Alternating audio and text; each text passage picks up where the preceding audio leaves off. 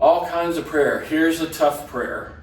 Okay, remember Jeremiah 29:11? Everybody likes to quote, I know the plans I have for you, plans to prosper you. That's in the middle of all of Jeremiah 29. And Jeremiah 29, God is telling prisoners of Babylon who have been displaced from Jerusalem, the temple has been destroyed. They are now in prison, not in prison, but they are slaves to Babylon in a foreign country. And he says, I know the plans I have for you, plans to bless you and to give you a hope. You're going to be here for at least 70 more years, and then you're going to get to go home. Well, anybody who was listening to God, 70 years, they were either going to be really, really old or they were going to be dead. But God was giving a promise. So be careful where you use Jeremiah 29:11, because it's within the context of, yeah, you're staying here the rest of your life, but I'm going to bless you as a nation.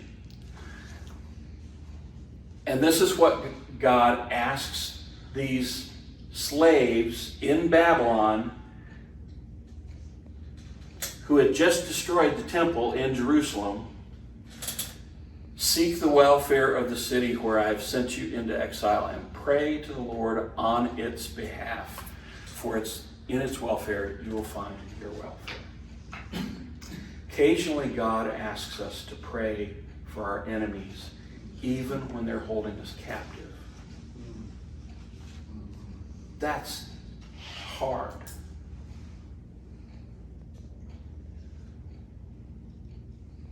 But we are people of the kingdom of God. We are representatives of God. We bear his image. And our job as priests in the kingdom of God is to intercede on behalf of all people. I don't know. What do you think about that? That's a tough one. It's dying yourself. Yeah. I don't know, for me, it's like hearing God say, yeah, you're not going back to Jerusalem for 70 years. I'm 63 years old. I'm not going to see Jerusalem. I have a daughter that just turned 30-something. 32. She ain't gonna see Jerusalem. 70 years, she's going to be 102. People didn't live that long then. My daughter's not even going to see Jerusalem. And now I'm supposed to pray for the people that destroyed Jerusalem and brought me to this place? But some did return, because they say, they cried when they seen the new temple, Right. because they didn't know how glorious the one Solomon had. Yeah. Yeah. Brooke, you look like you're going to say something. Well, I guess I don't know what kind of shape they went to Babylon, right? I don't know what kind of shape it was in when they arrived there. You know what I mean? So that's one thing. But then the other thing that Jack said, it's dying to self. Well, it might be self-dying. It might be, they might not be all nice to you when you get there. You might die. Right. But you're praying for people after you. Right. As well as them. Right. Yeah. It's tough. We get caught up in fairness. That's not fair, God. Yeah. I always told my kids, life's not fair. Well, and so to round out that story, where I sent you into exile, God sent them into exile because of what was happening in Jerusalem. They had desecrated the temple and they were worshiping other gods. They had set up statues to other gods just outside the gates of the temple. People were sacrificing to these other gods in Jerusalem. And they knew why they were exiled. Nobody who ended up in Babylon had any misunderstanding of the fact that they had betrayed God. They had been worshiping other gods, and they were there because they were in exile. Now that's a whole other thing that I would love to talk more about, because even when people were sent back to the land, even during Jesus' time, the northern 10 tribes had been scattered, and so they viewed themselves still as exiles. Even during Jesus' time, they were living in the land. There was a new temple, but they still thought of themselves as living in exile because all the tribes had come back. And they were living under oppressive governments like Rome. Anyway. Let me, Yeah. just a cultural difference. They saw the nation, even so we're still in exile because all of us are not together. Right. Our culture, I'm back in Jerusalem, I'm good. Right. Right. Yeah. It's a very different culture. Yeah. The United States is unique, not probably exclusively, but in history, we are very self-centered, independent, I can do it myself, individualistic nation. It's the pioneer, I can do it myself, we can build it, I can go do it myself. Most cultures live in more of with a community mindset. It's more of the we instead of the I.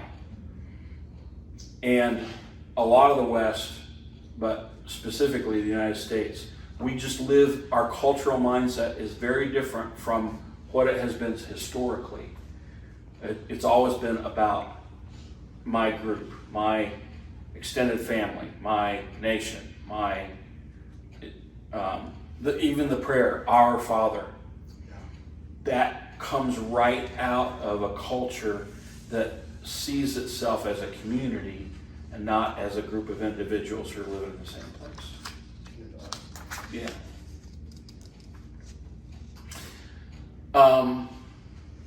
So going on, supplication.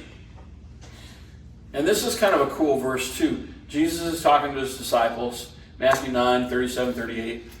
Then he said to his disciples, the harvest is plentiful, but the laborers are few. Therefore, pray earnestly to the Lord of the harvest to send out laborers into his harvest. When's the last time we prayed earnestly?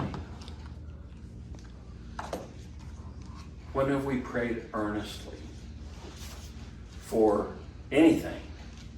What's interesting about this is Jesus tells his disciples, the laborers are few. Pray earnestly for the Lord of the harvest to send out laborers into his field. The very next thing he does, he says, okay, you guys are going.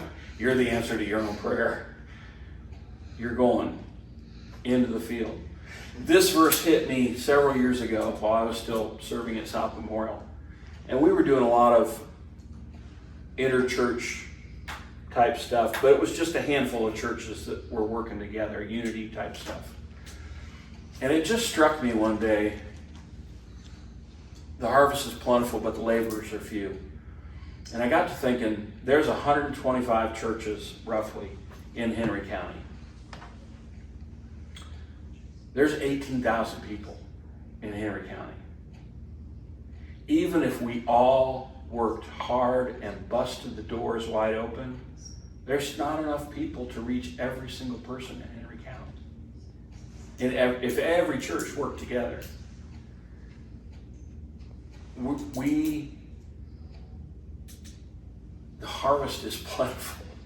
There are people, I see them every day when I go to prison. I see a lot of strong Christians in prison. But there are people who are dying to know the truth. And when we start fighting against each other, again, in churches, within a church or between churches, it's like I'm sure that does not please God's heart. Even if we were working all together, we don't have enough people to work in the harvest field. And that's why we need to make disciples. Because it's not about addition, it's about multiplication. A disciple is someone who learns from the discipler. A disciple maker has disciples who then find disciples who then make other disciples. It's replicating. That's how 12 or 120, depending on how you count the people that were following Jesus, they turned the world upside down in just a matter of a few years. Because they were making disciples who made disciples who made disciples who made disciples. That's why I'm passionate about discipleship.